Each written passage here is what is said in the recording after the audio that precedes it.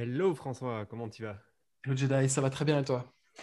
Écoute, ça va plutôt bien. Des semaines très mouvementées là. Il y a plein de news, il y a plein de trucs. Il y a des choses qu'on va dire, des choses qu'on va pas dire. Enfin, des sujets qu'on va traiter, des sujets qu'on va pas traiter. Mais il y a plein de nouveautés dans le monde et je serais ravi d'avoir une discussion aujourd'hui avec toi. On a lancé le compte TikTok Ouais, ça c'est important, euh, il faut le mentionner. avec l'aide assez incroyable de je pense que c'est deux viewers du podcast, enfin Ouais, de, de- deux personnes qui écoutent le podcast qui nous ont donné un coup de main un très très efficace. très très Ouais. très bon travail et donc vous pouvez nous suivre sur Twitter, sur TikTok pardon. Le compte on vous le mettra en description.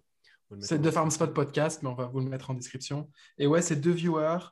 Je sais pas s'ils veulent être nommés, donc pour le moment, on va pas les nommer. Et puis, on veut pas qu'on nous les vole parce qu'ils travaillent bien. Et on va sortir en gros, là, dans les prochaines semaines, 30 à 40 capsules qu'on va partager sur YouTube Short, sur TikTok. Enfin, du coup, c'est eux qui vont les partager probablement. Et on a bon espoir que que ça attire des nouveaux auditeurs sur le podcast. Et c'est un format qui est bien travaillé, qui est bien pensé. D'ailleurs, vous avez dû déjà le remarquer, on aura une nouvelle intro et une nouvelle outro à la fin de cet épisode. Oh là là. Regardez les graphiques, ça donne envie. Le Voilà. travail de professionnel. Alors, de quoi tu voulais parler aujourd'hui?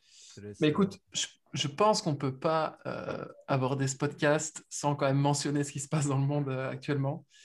Est-ce que tu as suivi depuis le commencement la guerre en Ukraine? Enfin, ce qui s'avère être une guerre en Ukraine. Tout le monde emploie ce terme. Aujourd'hui, on est le 28 février. Mais j'ai suivi, après, j'ai suivi pas si précisément que ça, mais j'ai les Hmm, informations que j'ai reçues, quoi. hmm. Mais on en a discuté et on a eu des, des Des débats. échauffourées. Mais oui, oui, oui, évidemment, évidemment. Et Mais puis, alors, enfin, du tous les coup, jours, quoi. Vas-y, ouais, dis-moi. vu qu'on n'est pas BFM TV et que du coup, on ne doit pas faire de l'info en continu, on a un avantage, c'est que enfin, un avantage et un désavantage, c'est qu'on a eu le temps de regarder un petit peu ce qui s'est passé, on a eu le temps d'analyser un peu chacun à notre façon les informations, savoir comment se positionner par rapport à elles. Euh, mais par contre, le désavantage, c'est que ce qu'on dit aujourd'hui, lundi 28 février, quand l'épisode sortira dans quelques jours, sera peut-être déjà complètement outdated et probablement pas très pertinent. Donc, on va essayer de dire des trucs assez génériques et voir un petit peu comment en tant que, j'allais dire, en tant que crypto holder, on peut se positionner par rapport à ça. Du coup, en fait, comment est-ce que j'ai commencé à suivre ça? J'ai vu le truc sur Twitter. Ça faisait longtemps que je savais qu'une bande armée par la Russie faisait des manœuvres dites d'exercice le long de la frontière avec l'Ukraine. Donc, j'avais ça en ligne de mire, mais forcément, comme tout le monde, je ne faisais pas forcément attention aux détails. Et puis, j'ai commencé à flipper. Enfin, du coup, ça, c'est un truc sur lequel on a débattu. C'est est-ce que c'est un sujet pour lequel il faut flipper ou pas? Moi, je suis du genre un petit peu parano sur ce genre de sujets. C'est des sujets qui m'intéressent énormément, sur lesquels je peux passer réellement des heures à regarder, à lire, à lire les Wikipédia, à lire Twitter, etc. Donc, je sais que ça peut vite tourner en rond dans ma tête et probablement que c'est le genre de truc qui crée un petit peu d'inertie intérieure et tu te retrouves vite en fait en train de flipper sur des trucs sur lesquels tu as de toute façon, en tout cas au moment où tu les découvres, pas de pouvoir. Du coup, je me suis abonné à une liste qui a été faite par Naval sur Twitter, qui s'appelle War, que je conseille à tout le monde, je la mettrai peut-être aussi en commentaire. Ce qui est Euh, intéressant sur votre liste, c'est la date de la ouais, création. Et là, en fait, cette assez liste, tôt. ça fait déjà un mois quoi, Ouais, que vous ouais. l'avez créée. Ouais. C'est ça. Et donc, je me suis abonné à cette liste. J'ai commencé à suivre un petit peu ce qui se passait sur le terrain. En tout cas, les informations qui sont du coup vachement, disons, occidentales qui remontent sur le terrain, enfin, qui sont dans le camp plutôt occidental qui remontent sur le terrain. Alors, forcément, toujours faire attention. Est-ce que c'est de l'information? Est-ce que c'est de la désinformation? Est-ce que c'est des informations qu'on peut fier ou pas? Toujours avoir un degré du coup, de parano aussi par rapport à ça. Et donc, j'ai un peu suivi, j'ai regardé les cartes, j'ai vu que, donc, du coup, la Russie, je ne me rappelle plus quel jour exactement, à 5 heures du matin, a ordonné l'envahissement du territoire ukrainien. Comment ça s'est passé? Un peu de contexte historique. En 2014, il y a eu la révolution qu'on appelle Maïdan, euh, qui a mis dehors le président ukrainien, je pense que c'était Yanukovych à l'époque, Viktor Yanukovych, qui était aux yeux de pas mal d'Européens et de pas mal d'Ukrainiens comme une espèce de poupée russe, donc qui a été mise en place par Poutine et qui faisait des deals, par exemple sur les gazoducs, en faveur de la Russie plutôt qu'en faveur d'un rapprochement vers l'Union européenne. 2014, du coup, il y a cette révolution. Et c'est déjà à ce moment-là que les provinces de Luhansk et de Donetsk commencent à vouloir à parler de sécession, à vouloir s'indépendantiser en fait de l'État ukrainien. La Russie intervient via des hommes de main sur place qui n'ont pas le drapeau russe euh, et elle protège, en tout cas d'après elle, les russophones de la région. Et elle en profite en même temps, la Russie, de façon totalement officielle, pour envahir Sébastopol, qui est une ville russe depuis des siècles, en tout cas qui est russophone, sur laquelle il y a une base armée russe importante et qui est stratégiquement qui est hyper importante pour la Russie. Du coup, en 2014, Sébastopol tombe dans le camp de la Russie. Et par contre, les deux provinces un peu dissidentes restent en Ukraine. Et il y a, de 2014 jusqu'en 2021, il y a 7 à 8 ans de guerre, en fait. Hein. C'est une espèce de guerre civile, plus ou moins larvée, qui reste en cours sur ces territoires. Euh, pourquoi est-ce qu'il n'y a pas une levée de bouclier des Européens? Pourquoi est-ce que l'Ukraine a laissé 2 territoires partir? Pourquoi est-ce que la Russie veut s'approprier ces 2 territoires? C'est plein de sujets dont les fils sont difficilement identifiables. Il y a beaucoup de causes et de conséquences dans ces sujets-là. Euh, et du coup, j'ai regardé des cartes, j'ai vu qu'il y avait énormément de gazoducs, quasiment 10 entrées de gazoducs qui passaient par l'Ukraine, qui viennent de Russie. Et en sortie de l'Ukraine, pour aller vers l'Union européenne, il y en a quasiment autant. Donc il y a un gros enjeu économique et donc géopolitique sur ces régions-là. Euh, Historiquement, l'Ukraine n'a jamais fait partie de l'OTAN. Il y a toujours eu des courants pour et des courants contre au sein de l'Ukraine pour aller vers l'OTAN. L'OTAN, du coup, c'est cette alliance entre les États, entre des États, la plupart c'est des États européens, mais donc tous ces pays-là à travers le monde se sont mis sous une alliance qui oblige l'autoprotection, la protection commune de chacun des alliés à partir du moment où il est attaqué. Ça a été mis en place à la fin de l'URSS, enfin pendant la guerre froide, pour permettre stratégiquement d'établir des camps militaires, de bâtir une protection des pays plutôt capitalistes face à l'URSS. L'URSS, elle a répondu à l'époque avec sa propre alliance à elle. Et puis à la chute de l'URSS, tout ça a commencé à se dézinguer. Et là, il y a eu des vrais sujets de OK, d'accord, comment est-ce qu'on fait pour s'organiser maintenant?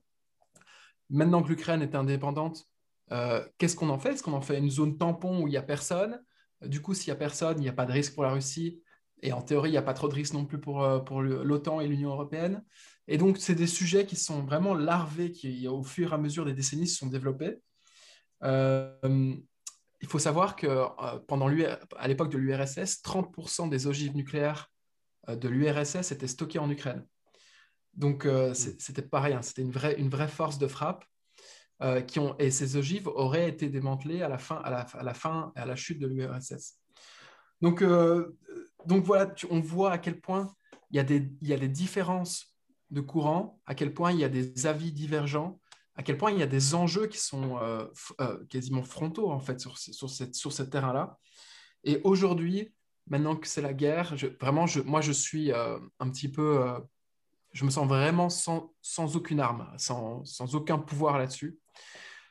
Et du coup, ce qui est intéressant, ce à quoi on devrait réfléchir, c'est OK, qu'est-ce que ça peut avoir comme impact pour nous, au-delà juste du support humanitaire, au-delà est-ce qu'on va nous faire une guerre en Ukraine pour protéger les Ukrainiens, etc. Vraiment, soyons égoïstes 2 secondes et réfléchissons à ce que ça peut avoir comme impact pour nous. Alors du coup, il faut savoir que quasiment 40% du gaz importé par l'Europe et du gaz russe. Qu'est-ce que ça a comme impact? C'est que si on coupe, on ferme les tuyaux, il n'y a plus de gaz russe en Europe. Euh, du coup, la facture de l'électricité pour les Européens va augmenter inévitablement. Quand le coût de l'énergie augmente, ça crée des tensions sur le globe qui sont assez grandes, je pense. J'ai du mal à imaginer ce que ça peut créer, mais même aux États-Unis, je ne sais pas si tu as vu l'annonce de Joe Biden, il parle du coût de l'essence à la pompe pour les Américains. Enfin, tu vois, il y a tout un tas d'enjeux d'un point de vue consommateur et donc d'un point de vue électeur qui peuvent mettre à mal certaines stratégies politiques un peu partout dans le monde à partir du moment où il y a une superpuissance comme l'Union européenne qui ne peut plus importer autant de gaz et donc qui importe autre chose par définition. Euh, Qu'est-ce que ça peut avoir? Par exemple, je ne sais pas si tu as suivi la sanction SWIFT. Donc SWIFT, Mm. c'est le réseau, un espèce de réseau d'échange de données, un protocole d'échange de données entre les banques et les institutions financières à travers le monde.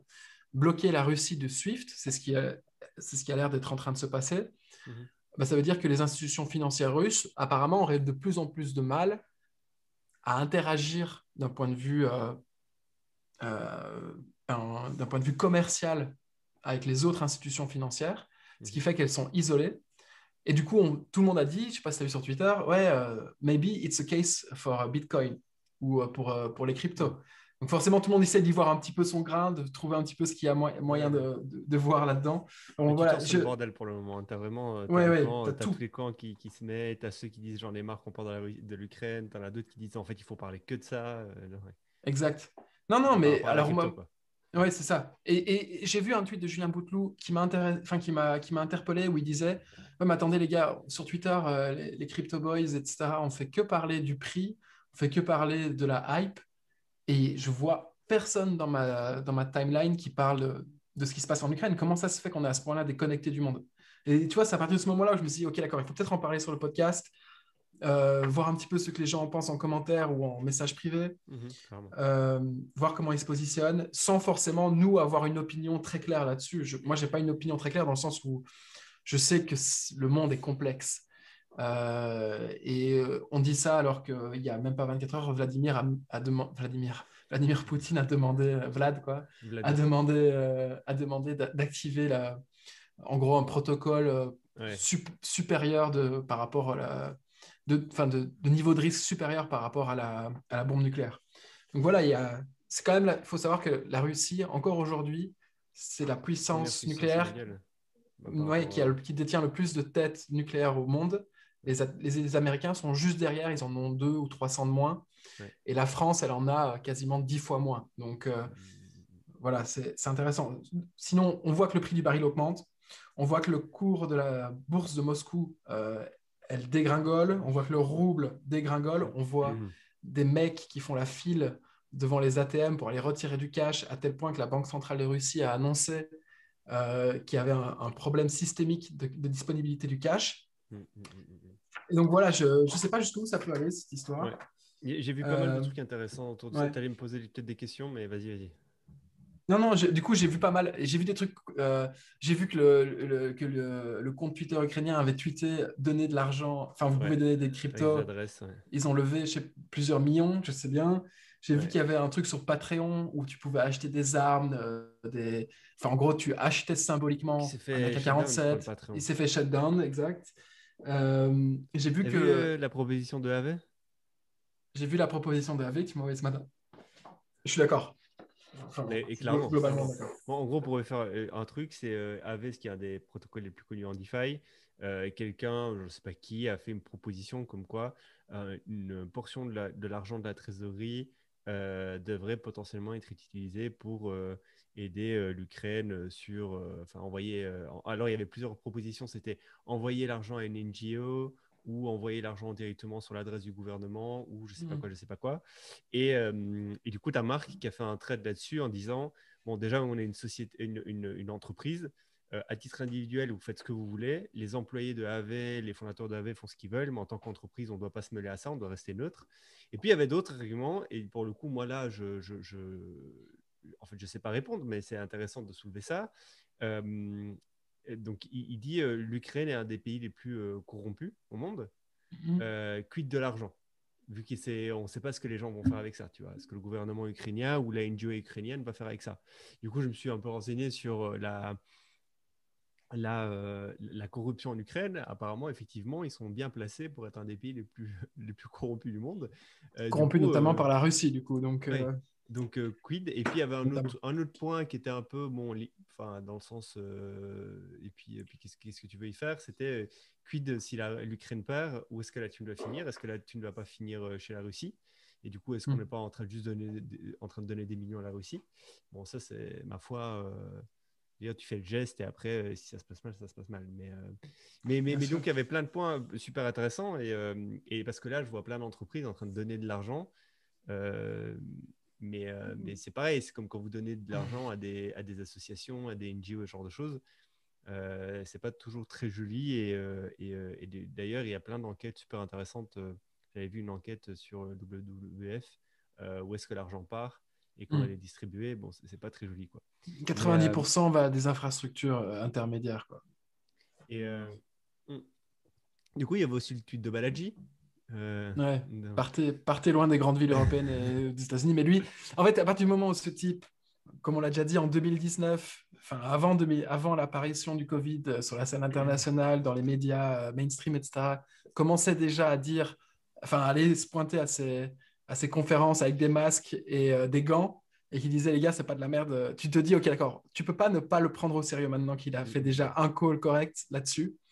Il a aussi call le Bitcoin, entre parenthèses, en 2013. Du coup, c'est pas non plus.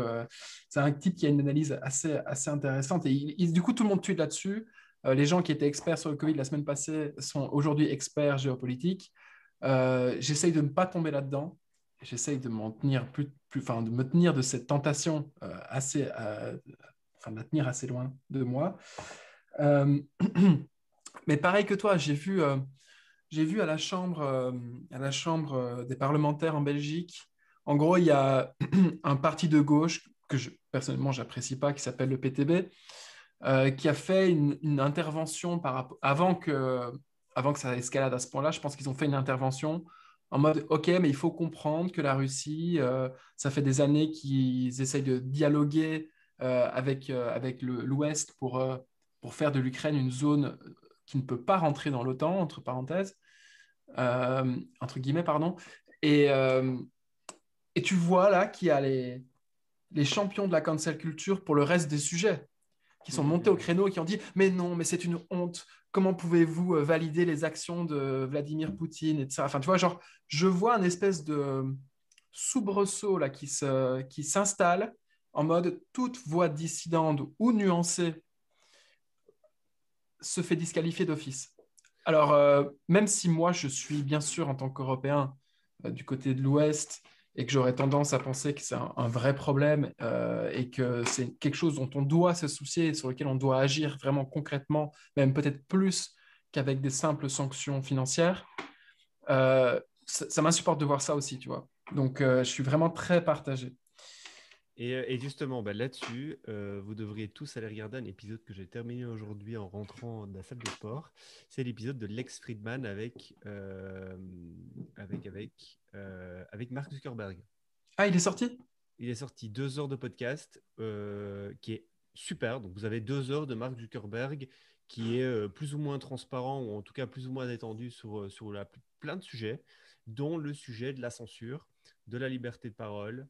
Et c'est super intéressant. Son point de vue, comment il traite ça, qu'est-ce qui est acceptable, qu'est-ce qui n'est pas acceptable, comment on peut juger si quelque chose doit être acceptable ou pas. Super intéressant. Vraiment, allez Hmm. l'écouter tous. Il est vraiment.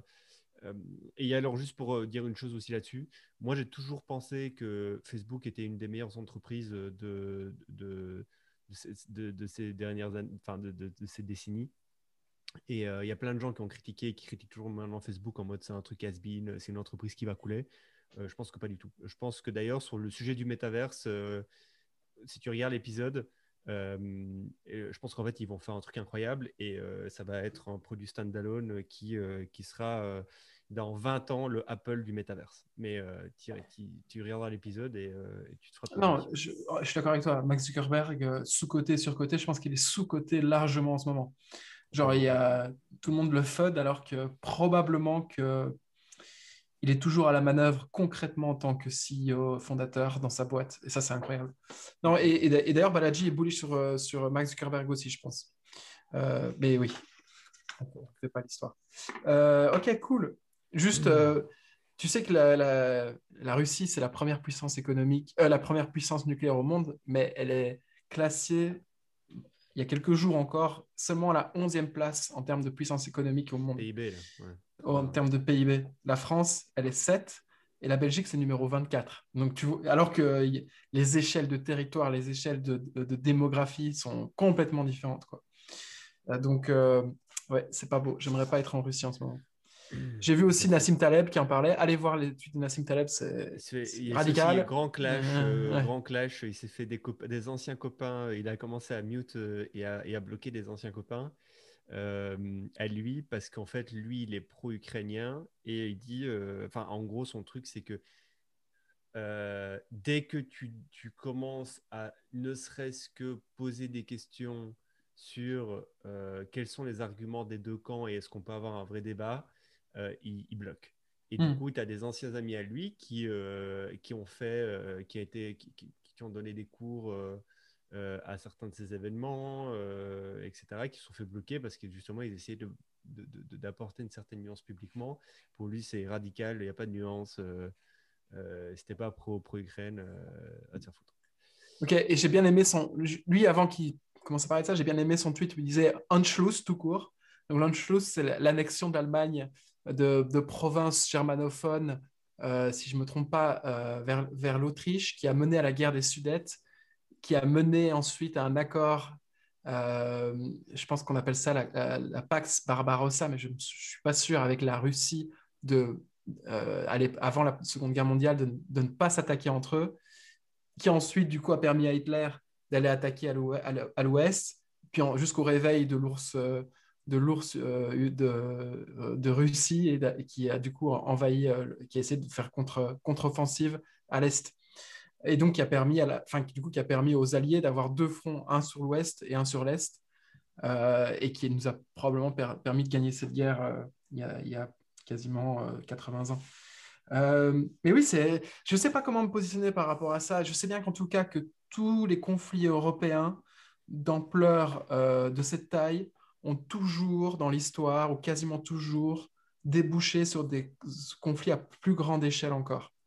Et donc, quand Baladji dit, notamment en vue de la puissance nucléaire de la Russie, faites attention les gars, peut-être que ce n'est pas une mauvaise idée d'aller prendre un Airbnb en dehors des grandes villes européennes. J'ai envie de l'écouter. Alors, je ne le ferai pas parce que je suis con et de toute façon, c'est une guerre nucléaire en Europe, bah, autant crever, tu vois. Enfin, je vois pourquoi. Enfin, quelque part, ça sert à rien d'essayer de se sauver dans ce cas-là. Je ne pense pas qu'on arrivera à cette étape-là. Mais 10 ans d'ici, on ne sait pas ce que ça donne. Et il faut regarder toujours, du coup, la Chine qui a des vues sur Taïwan. Ça, c'est un autre sujet. On ne sait pas, en gros. D'abord, on ne sait pas qui est commandant du navire avec Vladimir Poutine, parce que je ne sais pas si tu as vu son interview avec son chef du service secret qui était mais d'un ridicule pas possible. Tu vois bien que c'est des marionnettes. Euh, tu ne sais pas quelles sont les dynamiques en interne en Russie, tu ne sais pas quelles sont les dynamiques de nouvelles alliances entre la Russie et la Chine. Tu ne sais pas l'Ukraine jusqu'où elle peut aller. Elle fait une très grande campagne d'information sur Twitter. Tout ça, moi, ça fait une grosse compote et je m'en méfie à la fin. J'ai vu un type aujourd'hui sur Twitter, on va peut-être terminer là-dessus, qui disait en gros, cette guerre pour les traders, d'ici quelques jours ou quelques semaines, ce sera un grand hamburger de rien du tout. Tu vois, genre en fait, tout le monde va passer à autre chose. Je sais pas, vraiment, vraiment. S'il y a des gens qui ont des insights géopolitiques et qui veulent nous en parler, venez en DM, ça m'intéresse. Est-ce qu'on parle d'autre chose, du coup? Ouais, parlons d'un truc plus drôle. Moi, je peux parler. Ah, je peux te parler de ça, mais ça va être très. Ouais, NFT. Ok. Bon. Alors, récemment, j'ai acheté un NFT qui s'appelle Proof, qui est Hmm. en fait un NFT, une communauté, une token gated communauté qui a comme clé un NFT. Donc, pour pouvoir rentrer dans cette communauté, il faut détenir ce NFT, qui a été créé par Kevin Rose. Kevin Rose, qui est le meilleur ami ou un des amis les plus proches de Tim Ferriss, que vous connaissez peut-être tous. Qui était un très très gros collectionneur de NFT, très impliqué dans le monde des NFT, dans le monde de l'art avant même les NFT. Et il a cette fameuse communauté. Et il faut avoir le token proof pour y rentrer. Il fallait un NFT proof. Donc moi, je détiens ce NFT proof. En fait, ce NFT te donne accès à la communauté pendant 3 ans et à plein d'autres avantages pendant 3 ans, dont par exemple des pré-mint sur certaines collections, des prix réduits de mint sur des collections partenaires. Et là, quelque chose qui vient de sortir, que je trouve assez ouf et qui fait... c'est génial le concept, c'est les Grails. Je ne sais pas si tu as regardé un peu ce que c'est les Grails. Pas Non, du tout. je connais pas. Ok, bon. En gros, ce qu'il a fait, Kevin Rose, c'est qu'il a demandé à 20 artistes connus dans le monde des NFT, connus dans le monde de l'art et certains inconnus au bataillon, dont Tim Ferriss, je pense, et on va le voir dans quelques jours, de créer un NFT, donc de designer quelque chose visuellement, de faire quelque chose. Donc, il y en a un qui est NFT photographe dans la catégorie photographe, donc il a fait une photo. Il y en a qui ont fait des dessins, il y en a qui ont fait des animations, enfin, juste créer un NFT. Ce NFT doit être en nombre d'exemplaires de 1000 pièces, parce qu'il y a 1000 membres dans la communauté. Donc, chaque NFT, il y en a 20, chacun a 1000 exemplaires. Donc, ça veut dire que, et du coup, donc voilà, 1000 exemplaires de chacun des NFT. Ok. Et il a lancé les Grails. Donc, des Grails, en fait, c'est ces NFT-là, sans dire qui sont les auteurs, sans dire, en ne donnant aucun indice de qui les a fait. Et il a donné à tous les membres Proof la possibilité de minter un de ces NFT, un et un seul, par Proof que tu as dans ton wallet. Un Proof, ça coûte assez cher, ça coûte 25 Ethereum. Donc, je veux dire, tu ne vas pas en acheter 15 pour en minter 15. Ça aussi, tu peux te permettre de l'acheter. Mais bon. Il a ouvert les portes au Mint il y a 3-4 jours et ça dure pendant une semaine. Et dans une semaine, on ne pourra plus minter et il y aura un événement live où Kevin Rose annoncera chaque NFT, qui en est l'auteur, avec une vidéo backstage et making of. Et alors, c'est incroyable parce que vous allez voir, on vous mettra le lien des Grails. Il y a des choses très belles esthétiquement. Il y a des choses, chacun ses goûts, mais moins belles esthétiquement.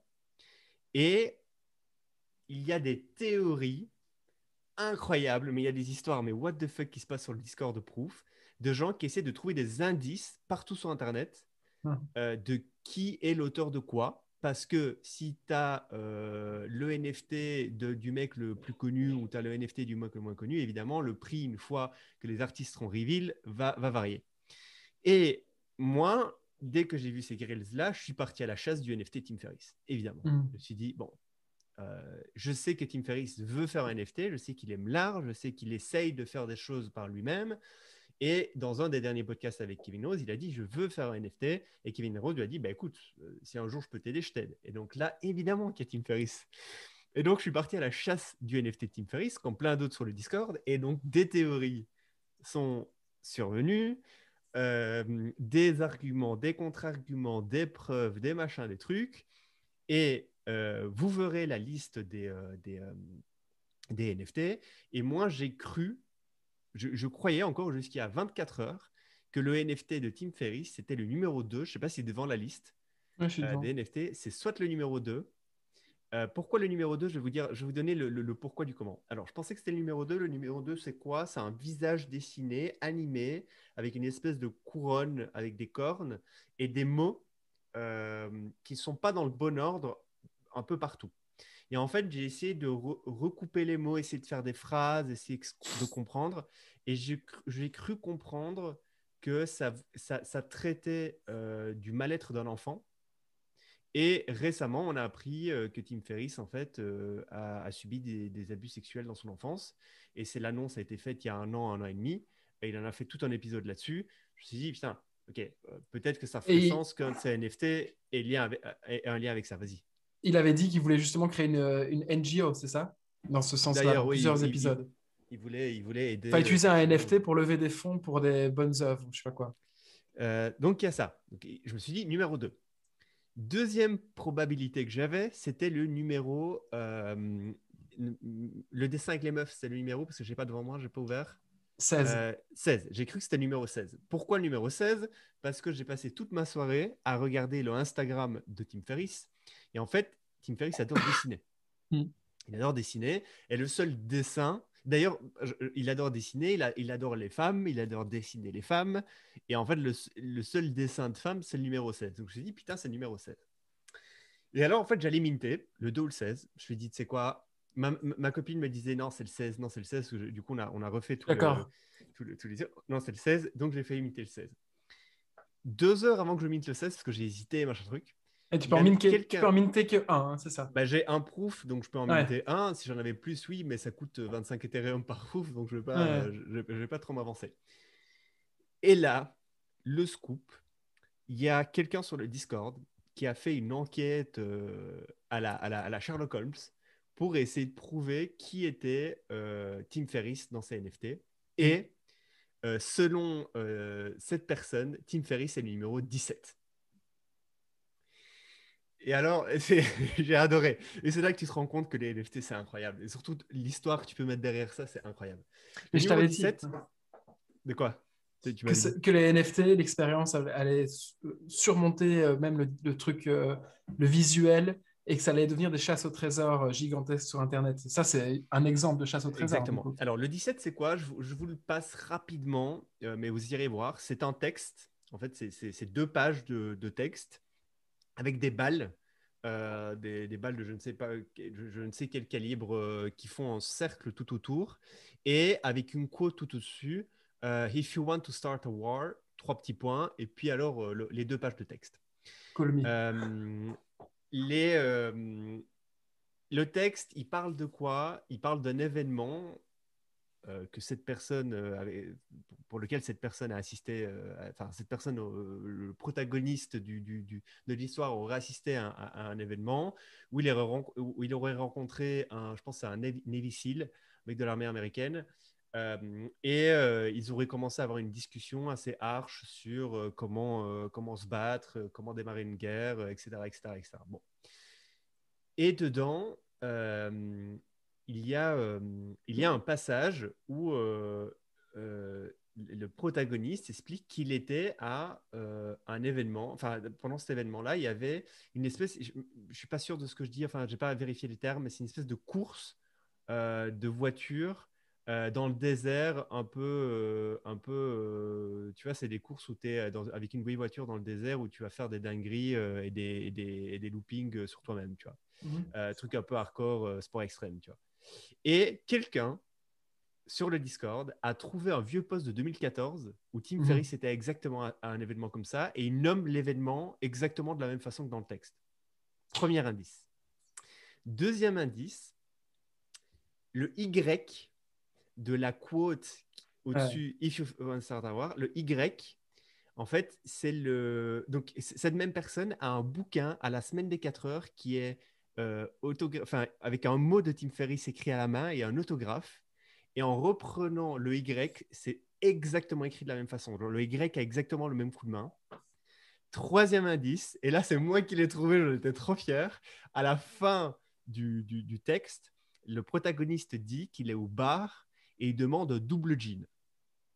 Je tape double jean Tim Tim Ferriss. Ferriss. Je trouve qu'en 2014, Tim Ferriss était en train de boire du gin. Il avait tweeté dessus et il avait tagué Hendrix, je sais pas quoi, en mode j'adore votre gin. J'étais là, oh, fuck, fuck, il y a un truc là. C'est bon, on a un truc. Mais j'ai adoré. J'ai pris des heures à ce truc-là, hein. Sans déconner, ça m'a pris des heures. J'ai adoré, j'ai minté immédiatement. Et pour tout vous dire, ce NFT, la première fois que je l'ai vu visuellement, c'était certainement le dernier que j'allais minter. Et Mhm. là, c'était une évidence. J'étais heureux de le minter. Et je trouve que c'est le plus beau de tous les NFT. Et il y en a Et que 14 qui ont minté comme toi, il n'y en cet a que NFT. 14 qui ont minté comme moi, sachant qu'ils ont une semaine. Donc, on verra ce qui se passera. Euh, c'est juste pour vous dire que là, pour le coup, on vit une nouvelle expérience Alors, ça se met, je suis baisé, c'est pas du tout Tim Ferriss, j'ai l'air con. Mais l'expérience, en fait, elle est incroyable, donc je m'en fous. J'ai bien aimé le jeu. Évidemment, à la fin, c'est pas Tim Ferriss, ça me fera un peu chier, mais quand même. Et vous avez l'exemple de qu'est-ce que une expérience assez incroyable dans le fait de faire découvrir le NFT aux gens, les NFT aux gens. Et surtout, je pense, ça m'a appris quelque chose, c'est que j'ai fait un tweet là-dessus un peu. En gros, je ne suis pas quelqu'un amateur d'art, je ne sais pas ce que ça veut dire de l'art, mais en tout cas, l'expérience que j'ai vécue et les sentiments que ça m'a procuré, euh, c'est vraiment quelque chose qui m'a créé une excitation, une joie, une tension dans un objet virtuel, dans un objet digital. Et je me dis, fuck, je sais pas si ça c'est de l'art, mais en tout cas, les émotions que j'ai ressenties, je les ai vraiment bien aimées. Et si ça c'est de l'art, j'adore. Mais voilà, donc ce truc est incroyable. Alors, il y aura d'autres jeux comme ça pendant 3 ans. Là, c'est le tout premier. Mais c'est super smart parce que du coup, les gens deviennent fous dans le Discord. Il y a des théories, il y a des Google Docs, il y a des gens qui votent, il y a des screenshots, il y a des machins, il y a des enquêteurs, des gens qui passent leur temps à enquêter. C'est ouf. Donc voilà, je voulais juste parler de Je suis cette expérience. tout à fait pas surpris que ça fonctionne bien. Aujourd'hui, il y en a 338 qui ont été mintés sur les 1082 en tout disponible, c'est ça? Ouais, 82, c'est parce qu'il y en a qui sont réservés. Il y a des supplémentaires qui sont réservés pour l'équipe de proof. Il y en a aussi qui sont réservés pour les artistes. Chaque artiste a le droit de minter une fois une Hmm. œuvre. Et, euh, et voilà. Ok. Bah écoute, tu nous tiendras au courant de est-ce que tu as fait la bonne enquête, est-ce que tu avais les bons indices? Mais ouais, c'est trop bien. C'est trop bien. Mais Kevin Rose, il a tout compris. Une fois de plus, allez écouter son podcast. Je pense que c'est pas fini. Et je me réjouis de voir s'il y aura une architecture globale un peu plus. Genre, est-ce que, tu vois, là, tu te dis, ouais, c'est méta, etc. Mais est-ce qu'il y a le méta d'un méta derrière? Est-ce Mm, que, mm, mm, mm. en fonction du NFT que tu viens de collectionner toi, est-ce qu'il y a une expérience derrière qui Mais va alors, s'ouvrir pour toi? moi, alors apparemment, il aurait dit dans une room de Twitter Space que certains NFT auraient une expérience qui irait au-delà du mint. Hmm. Et moi, le premier truc que je me suis dit, non, mais en fait, il y a juste Tim Ferriss qui est en train de faire un bouquin et avec le NFT, tu as accès au bouquin. Je sais pas, tu vois, ça se met. Parce qu'en plus, on dirait vraiment 2 pages écrites comme si tu écrivais un bouquin. En fait, si tu les lis, c'est une histoire que tu pourrais avoir dans un roman ou juste dans tu vois, dans une non-fiction ou même dans une non-fiction, Et ça fait longtemps qu'il a plus publié, donc ouais, c'est donc bien, ça ouais. se met, c'est un bouquin, qui sait, ce serait génial, ce serait trop bien. Mais bon, Imagine, voilà. imagine, tu es mis en remerciement dans le bouquin en page d'intro. Incroyable, incroyable. Ok. Il y a- Bon, Bon, bah écoute, moi là j'ai deux petits sujets. Je vais te parler, tout simplement, je vais faire une reco là sur le Twitter, sur le podcast vas-y. d'un mec sur Twitter que je trouve intéressant. C'est un maker. Son handle c'est Surf Code Repeat. Ok. Forcément, quand j'ai vu ça, je me suis intéressé à lui. Et en fait, c'est un mec que je follow depuis notre époque bootstrapping SaaS sur Internet. Et en fait, c'est le gars qui est derrière Muse, le projet Muse, qui est un espèce de protocole qui permet de tokeniser les NFT. Donc, en gros, tu déposes ton NFT dans une pool. En échange, tu reçois, par exemple, du Ouais. machin machin, par exemple, je sais pas moi, PP ou machin Ouais. machin, Bored Apes. Donc, en gros, ça permet de tokeniser. C'était un moment à la mode, il y a un an, c'était à la mode, ce genre de concept. À la fin, tout le monde se demande, OK, d'accord, mais si tu collectionnes tous les ERC 20 qui sont en rapport avec un ape, est-ce que tu peux reconstituer un ape? Comment ça fonctionne, etc. Enfin, tu Mhm. vois, il y avait plein de questions par rapport à ce sujet. Mais c'est pas pour ça que j'en parle. Je parle parce qu'il a un blog qui est cool, parce que c'est un bootstrapper. Du coup, il est bootstrap et même en Web3.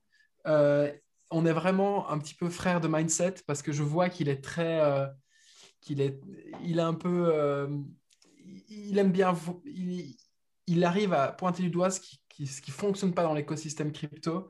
Euh, et il en fait des textes et les textes valent la peine d'être lus. Il vit du coup au Costa Rica, si j'ai bien compris, et il surfe. il code et il recommence. Vraiment, je trouve que ce type est trop cool. Et vraiment, ça fait partie des gens que je trouve cool dans l'environnement crypto et dont on n'entend pas parler. Et Mhm. c'est le gars qui est vraiment derrière, donc Muse, NFT20, Very Nifty, Ok. euh, en étant 100% bootstrappé.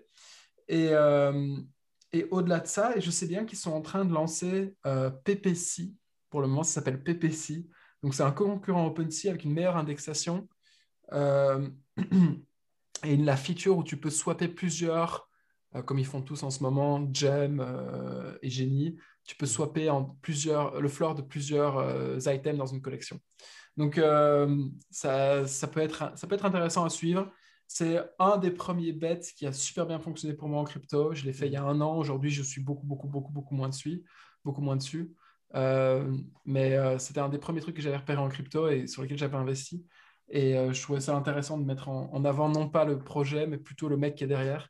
Mhm. Allez lire son blog et abonnez-vous à lui sur Twitter. Il est intéressant, je trouve. Cool, cool, cool.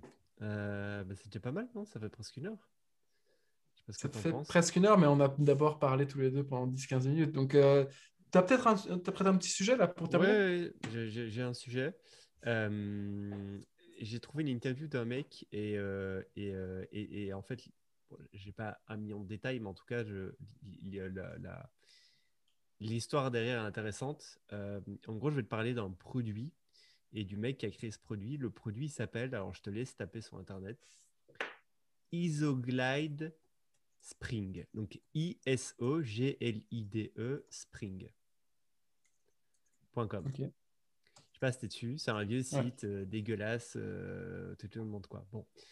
Euh, qui est à l'origine d'Isoglide Sprint? C'est un orthodontiste Mhm. américain qui, dans sa carrière d'orthodontiste, a repéré un problème. Alors, je n'y connais rien en dentisterie. S'il y a des dentistes, médecins ou autres qui veulent me corriger, vous êtes les bienvenus dans les commentaires. Je n'y connais rien, mais en gros, de ce que j'ai compris, quand tu as une dent qui n'est pas droite ou qu'elle n'est pas calée dans le trou, mais qu'elle est un peu plus renfoncée dans ton palais ou dans ta gencive, ce qui se passe, c'est que on met des bagues et apparemment, une des pratiques, c'est de rattacher une petite chaîne en or à cette dent et toutes les semaines, on vient resserrer pour que la dent soit un peu tirée, qu'il y ait une tension et qu'elle se remette droite. Mhm. Cette pratique de mettre cette petite chaînette en or et resserrer à chaque fois, ça te fait aller en tant que patient plusieurs fois chez le dentiste et c'est juste chiant opérationnellement.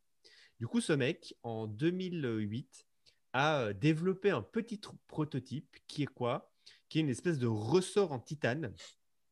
Et au lieu de mettre la chaînette en or, tu mets le ressort en titane. Ce ressort en titane, il arrive à garder une tension permanente et pas trop forte sur la dent et ta bague. Et en gros, ce que ça fait, c'est que ça fait exactement le même système que d'aller toutes les semaines se faire resserrer la chaînette. C'est juste que ça se fait tout seul. Tu n'as plus besoin d'aller toutes les semaines te faire resserrer la chaînette. Il développe ce petit prototype avec un atelier près de chez lui dans sa ville. Il teste le prototype sur plusieurs clients. Il itère sur le prototype. Ça, c'était en 2018. Ça marche plutôt bien. Il arrive à avoir un produit final. Il se dit, bah, je vais lancer un produit. Je vais vendre ça à d'autres dentistes, à d'autres orthodontistes. Aujourd'hui, c'est un business avec plusieurs employés. Ah. Il vend dans 40 États, dans 40 États des États-Unis. Il vend dans une dizaine de pays différents en dehors des États-Unis, Arabie Saoudite, Japon Ça et d'autres coûte une pays. fortune. Ça coûte cher. Après, je ne sais pas combien ça coûte dans la vraie vie. Tu vois, j'ai jamais eu de problème Hmm. dedans à ce niveau-là, donc je ne saurais pas te dire. Et il explique un peu c'est quoi ces challenges. Les plus gros challenges qu'il a, c'est sales, c'est challenge de sales. Et alors, il explique quelque chose et ça fait du bien d'avoir le témoignage d'un quelqu'un qui est dans ce domaine et qui essaye de vendre un produit. Il dit les dentistes, les orthodontistes sont pas sur les réseaux sociaux. Alors, on a toujours en tête, on se dit toujours, mais si, en fait, sur la pause clope, il est sur les réseaux sociaux, c'est là que tu dois essayer de le choper, tu peux quand même le choper par là, etc., etc. En fait, il dit non, ma clientèle, elle est vraiment jamais sur les réseaux sociaux. Quand elle y est, elle fait une distinction claire et nette entre le pro et le privé. Et en fait, je les aurais jamais sur les réseaux sociaux. Du coup, ce que je fais, et 99% de ces SL viennent de là, c'est les salons. Il fait que des salons d'orthodontie, de dentiste, et il monte sa solution et il essaie de closer des contrats via ces salons-là. Et sa boîte a pas mal cartonné ces 2-3 dernières années. Ils ont fait des jolis multiples sur leur CA. Ils en vivent plutôt bien. Euh, et Tu sais dire combien il gagne ou pas? non, il ne donne pas d'informations là-dessus. Ok. Mais en gros, tout ce que je voulais dire là-dessus, c'est que même un dentiste, dans son travail de service, peut essayer de repérer un problème dans son domaine, développer un prototype, le tester sur ses patients et en fait en faire un business à part.